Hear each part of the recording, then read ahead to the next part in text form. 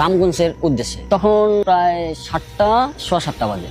উঠানোর পরে আপনার দাউদকান্দি যে ব্রিজটা আছে, ব্রিজটার ওখানে প্রচন্ড জ্যামে পড়ে কারণে 3 ঘন্টা 3.5 ঘন্টা ওখানে আমার সময় নষ্ট হয়ে যায়। নষ্ট হওয়ার পরে আমি দাউদকান্দি পার হয়ে আপনার কচুয়া ডাইনি যে একটা রোড ঢুকছে, রোডটা ছিল ইটের সোলিং এর রোড। কিছু কিছু জায়গায় ভাঙা আছে, কিছু কিছু জায়গায় কাজ হয়েছে। তো যাওয়ার পরে লাখের সাথে লোক ছিল আপনার 5 জন। 3 জন ছিল ইয়াং বয়সী আর 2 জন ছিল মুরব্বী। তো ওই 3 জন ওই জ্যামের ভিতরেই ওনারা ঘুমাই গেছে। ঘুমায় যাওয়ার পরে যে মুরব্বী 2 জন ছিল, তো ওনাদের আমি বলছি দেখেন ওনারা তো ইয়াং বয়সী, তো ওনারা তো ঘুমাই গেছে, জ্যামের কারণে দুর্বল হয়ে গেছে, এই কারণে ওনারা ঘুমাই গেছে। তো আপনারা তো মুরব্বী আছেন, একটু বয়স ভার আছে, আপনারা একটু দোয়া কালাম ছোড়া বললেন, যেহেতু আমরা মুসলিম ভাই। তো ওনাদের বলার পর ওই মুরব্বী 2 জন আপনার 1 ঘন্টার ভিতরে ওনাদের চোখ লেগে গেছে, ওনারা ঘুমাই গেছে। ঘুমাই যাওয়ার পরে কচুয়ার ভিতরে ঢুকলাম। 5-7 কিলো যাওয়ার পরেই গাড়িটা কেমন যেন আস্তে আস্তে ভার হয়ে আসতেছে, মানে ভার হয়ে আসতেছে। আসার পরে যত সামনে আগাচ্ছি ততই আস্তে আস্তে একদম স্তব্ধ নীরব হয়ে যাচ্ছে। তখন 1:30 পৌনে 2টা বাজে। সামনে আমরা 2 জন ছিলাম।